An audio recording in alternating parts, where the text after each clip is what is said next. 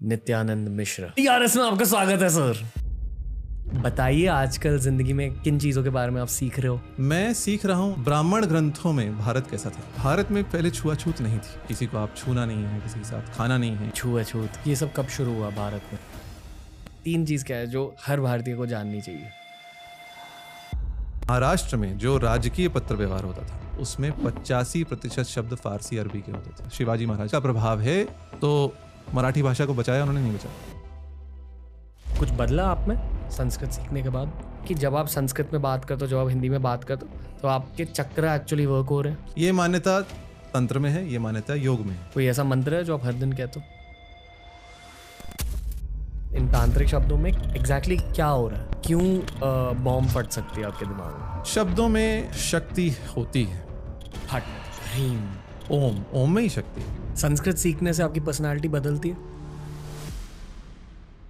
आदि से लेकर अंत तक। एक लिंग्विस्ट हैं फ्रांस में, जेरर्ड ह्यूएट करके, उन्होंने संस्कृत का जो वर्णमाला है समझाते हुए एक प्रेजेंटेशन एक बार दिया और उसकी स्लाइड का उनका टाइटल था putting the English alphabet to shame. जब आपकी वर्णमाला, आपका अल्फाबेट ही साइंटिफिक है तो आप समझ सकते हैं भाषा कितनी साइंटिफिक हो सकती है। हमेशा ये चाहा था कि मैं मेरे बेटे का नाम रोनाल्डो रख दूं। संस्कृत के बारे में जानकर मैंने सोचा कि शायद मैं उसे और कुछ नाम दूं। हम क्यों जा रहे हैं ये अटपटे नामों के लिए? आजकल इंटरनेट से कहीं से पढ़ के निरर्थक नाम रख दिया लोगों का। लोग विष्णु सहस्रनाम अथवा ललिता सहस्रनाम से नाम ले। आपने कुंभ मेले पर एक किताब क्यों लिखी है? तो मैंने 3 कुंभ मेलों का पहले अनुभव लिया। कीलों पर लेटे हुए साधु देखे मैंने। कुछ नागा साधु तो अपनी मूत्रेंद्रिय से ईंटें उठा लेते हैं। लार्जेस्ट गैदरिंग ऑन अर्थ है जिसमें करोड़ों लोग आकर स्नान करते हैं, उनको भोजन मिलता है, कोई लूट रहा है, कोई लुटा रहा है। और अनुभव में मुझे ऐसा लगा ये तो पूरा भारत है।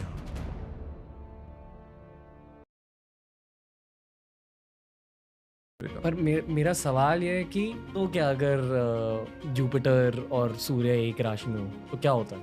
तो क्या होता है? तो कुंभ मेला होता है। तो उस समय ऐसी मान्यता है, उस समय कुछ विशिष्ट तीर्थों में स्नान करने से हमारे बहुत सारे पापों से हम मुक्त हो जाते हैं। ऐसी मान्यता है, हमारे विश्वास है। तो जैसे नासिक में होता है, वहाँ भी मैं गया जब 15 में हुआ था। उज्जैन में होता है सिंहस्थ, वहाँ भी मैं गया जब 16 में हुआ था। हरिद्वार मेरा नहीं हुआ। तो मैंने 3 कुंभ मेलों का पहले अनुभव लिया और अनुभव में मुझे ऐसा लगा ये तो पूरा भारत है। और यहाँ पे कैसे कैसे लोग जो किसी को जानते नहीं, इतने सारे लोग, जो लार्जेस्ट गैदरिंग ऑन अर्थ है कुंभ मेला। करोड़ों लोग एक स्थान पर आकर वहाँ रुक रहे हैं, वहाँ कल्पवासी हैं, वहाँ कुछ नहीं है। जैसे प्रयाग में आपने देखा होगा, प्रयागराज में जो संगम क्षेत्र है वहाँ आसपास तो बालू ही बालू है। और जब सावन के दिन होते हैं तब नदी बढ़ जाती है, नहीं तो बालू ही रहती है। जब कुंभ होता है तो वहां कुछ नहीं होता। उसके पहले कैसे एक पूरी नगरी बन जाती है, कुंभ नगरी। And it is all temporary infrastructure, जिसमें करोड़ों लोग आकर स्नान करते हैं, उनको भोजन मिलता है, कोई लूट रहा है, कोई लुटा रहा है। कोई व्यक्ति वहां भूखा नहीं जाता। करोड़ों लोग आ रहे हैं, कोई ना कोई खिला रहा है। किसी दिन कोई स्पॉन्सर कर रहा है, कोई स्पॉन्सर कर रहा है। उसका बिजनेस अमेजिंग है। उसका जो अनुभव है वो, मैं जब प्रयाग में कुंभ में गया तो जैसे हम जा रहे थे, पहुंच रहे थे, तो मैं लखनऊ से गया था गाड़ी लेकर, मेरे साथ एक मित्र थे मेरे। तो हम जा रहे हैं, अब पहली बार मैं कुंभ बिता रहा हूँ, मेरा कोई अनुभव नहीं था पहले। वहाँ हम मेला क्षेत्र से थोड़ा दूर थे और गाड़ी में चल रहे हैं और वहाँ एक साधु खड़े थे, वैष्णव साधु थे। उन्होंने बस हाथ हिलाया, बिटवा हमें वहाँ छोड़ दो। कुछ मैंने सोचा नहीं, बस मैंने कहा आइए। गाड़ी का मैंने द्वार खोल दिया, वो अंदर आए, बैठे, कहाँ से आए, इधर से आए, बातें बातें हुई और फिर वो चले गए। बस दैट्स इट, दैट्स हाउ। लोग जानते नहीं किसी एक दूसरे को, पर इतनी सहायता करते हैं एक दूसरे की। और जब करोड़ों लोग आकर स्नान कर रहे हैं, खा रहे हैं, पूजा पाठ कर रहे हैं, इतने इतने संप्रदाय हैं। आप मुझे सिख लोगों के कितने नए संप्रदाय मिले यहाँ पर। नागा साधु हैं, वैष्णव साधु हैं, तमिलनाडु के लोग आ रहे हैं, कहाँ से, नेपाल से इतने लोग आ रहे हैं, दूर दूर गांव से आ रहे हैं। लोग चल कर आ रहे हैं अपने अपने गांव से। और कैसे there is no central management. ऐसे तो मेला प्रबंधन है, पर इतने सारे लोग एक साथ आकर शांति से स्नान कर कर मन की तृप्ति पाकर गंगा नदी को अथवा क्षिप्रा नदी को प्रणाम कर अपनी साधना करके जा रहे हैं, ये एक अनोखा अनुभव है, लेना चाहिए। विश्व में अकेला है, इसीलिए इस पर तो अब अमेरिका के विश्वविद्यालय भी पुस्तकें निकाल चुके हैं, हार्वर्ड यूनिवर्सिटी अथवा ये कुंभ मेला जो है विश्व में सबसे बड़ा जमावड़ा। आप में क्या बदलता है इसके अनुभव लेने के बाद? कुछ ना कुछ तो होता ही। कुंभ में मैंने ये सीखा कैसे मनुष्य की प्रकृति है एक दूसरे पर विश्वास करना और सहायता करना। ये यदि आपको सीखना हो तो आप कुंभ में जाइए, वहां आप जाकर कहीं भी जाकर बोलिए, किसी भी शिविर में जाकर बोलिए मुझे भोजन चाहिए, भोजन मिल जाएगा। और प्रत्येक शिविर में बिना पैसे लिए आपको भोजन मिल रहा है। हमारे इकोनॉमिस्ट कहते हैं there is no free lunch. आप कुंभ में आइए, आपको फ्री लंच मिलेगा मिलेगा। कोई पूछेगा नहीं आप कहाँ से आए, कहाँ हैं, कुछ है, आपको भूख लगी आप खाइए, आइए बैठिए खाइए। हाँ, आपको वहाँ पंक्ति में बैठना पड़ेगा, पत्तल पे खाना पड़ेगा, बट दैट्स इट। सबसे इंटरेस्टिंग कौन लगे आपको कुंभ मेले में? देखिए, कुंभ मेले में हमने क्या बना दिया, अभी नागा साधुओं को बहुत अधिक, नागा साधुओं का महत्व है, पर कुंभ मेले में सभी कुछ उनके बारे में आजकल जब भी चर्चा, कुंभ मेला अच्छा नागा साधु देखे साधु से और बहुत कुछ है कुंभ में, बहुत कुछ है। जैसे आघोरी साधु हैं पर वैष्णव हैं बहुत सारे। हमारे अनेक सन्यासी आते हैं जी। भारत के प्रत्येक, मुझे लगता है प्रत्येक गांव से कोई ना कोई आता ही होगा, प्रत्येक राज्य से लोग आते हैं। पर सर, नागा साधु और आघोरी के बारे में बताइए। मैंने इस क्षेत्र में मेरा अनुभव नहीं है बात करी हाँ, मिले कुछ, मैं नागा साधुओं से बात करी, पर बहुत समय मैंने उनके पास नहीं बताया। पर हाँ, मेरे एक मित्र थे, जब ये अर्ध कुंभ हुआ था प्रयाग में 19 में, तो मेरे दक्षिण मुंबई के एक मारवाड़ी मित्र हैं, बहुत धनाढ़ परिवार से आते हैं, नाम मैं नहीं लूँगा, तो वो मेरे साथ थे और वो अपनी बहन के साथ आए थे और इनको नागा साधुओं को देखने की इच्छा थी कि चलो बहुत सुना है, चलिए देखते हैं। तो ये लोग जब गए थे तो एक क्षेत्र है वहाँ, जहाँ ऐसे बहुत सारे क्षेत्र हैं, पर अखाड़ों के अलग अलग शिविर लगते हैं, कैंप लगते हैं।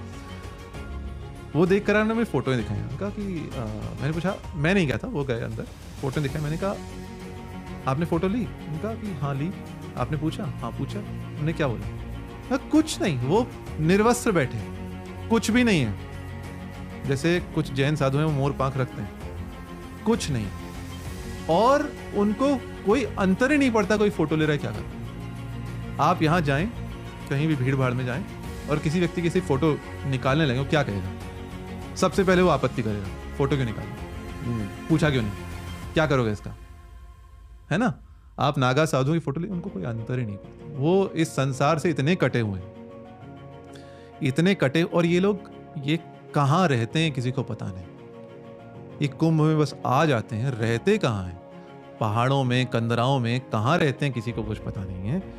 और प्रयाग की कपकपाती ठंड में जब आपका 4 अथवा 5 डिग्री तापमान हो, तब इनका जब स्नान का मुहूर्त आता है तो सवेरे 4-5 बजे गंगा नदी में कैसे कूद जाते हैं।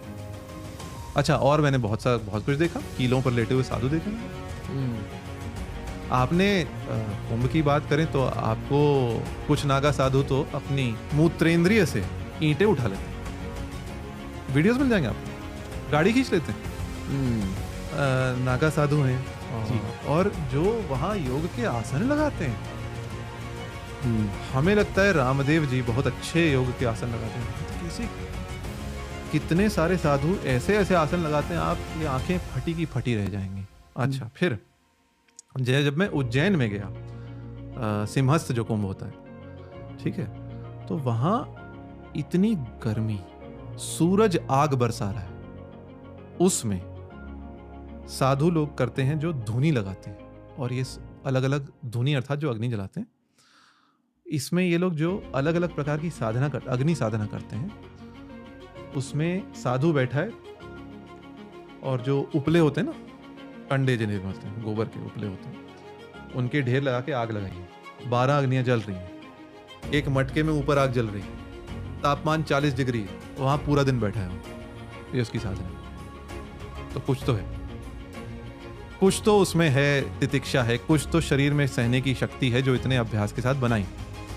और साधु तो बहुत से दिख जाते हैं, कुछ लोग साधु जो विदेशी साधु मिल जाते हैं, आप गोरे साधु बन जाते हैं जो भारत में रहते हैं। हाँ, कुंभ में आपको मिल जाएंगे, कोई कंप्यूटर बाबा, कोई पायलट बाबा, कोई लैपटॉप बाबा, कोई ये बाबा, किसी ने कितने वर्षों से हाथ नहीं उठाया, किसी ने कुछ बोला नहीं, कुछ लोग बैठते नहीं, ये बहुत घोर साधना है। पर ये तो एक जो है ना, हम चमत्कार को नमस्कार वाली बात है। बहुत कुछ कुंभ में ऐसा भी होता है जो आप कल्पवासियों को देखें प्रयाग में, जो कल्पवास करते हैं वो अधिकतर दंपति करते हैं, पति पत्नी करते हैं, और अधिकतर वृद्ध लोग करते हैं। 60, 65, 70 वर्ष की अवस्था में पति पत्नी वहां 1 मास तक वहीं ठंडी रेत पर सोएंगे, प्रतिदिन स्नान करेंगे, वहां आकर पूजा पाठ करेंगे और शांति से अपना जीवन यापन करेंगे।